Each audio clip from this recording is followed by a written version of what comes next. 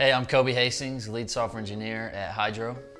We go into banking partners that we work with, building our trade finance applications, and a lot of these banks have invested a lot of time and resources into specific chains already, like Ethereum, Corda, Quorum, Hyperledger, and our product is built on a fork of Bitcoin.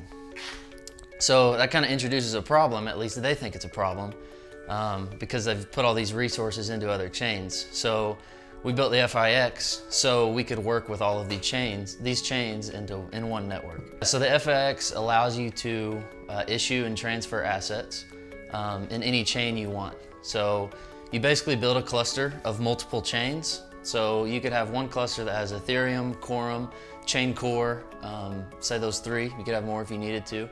And you issue an asset via a simple API endpoint. So you say, here's an asset, $1,000, issue it into F.I.X, and F.I.X will distribute that out to every chain and track all of that. So then transference, when you issue an asset, you get an interchain link back.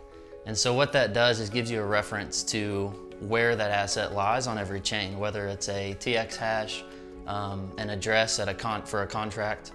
And with the interchain link, you hit the F.I.X API with that to transfer that asset, and we go out to every chain and transfer it. So there's a representation of that asset and its trail on every single chain in the cluster. For a trade asset perspective, it allows these large financial institutions to work with several different chains because they may have an application for a certain B2B process on Hyperledger, but then they may want to take those assets from there and build a trade finance, supply chain finance platform on another chain.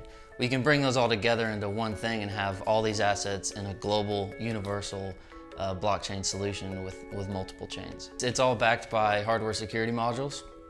So our API, when you call into that, you actually sign the request that you send to it. So typically in blockchain, you sign a transaction and push it to the chain.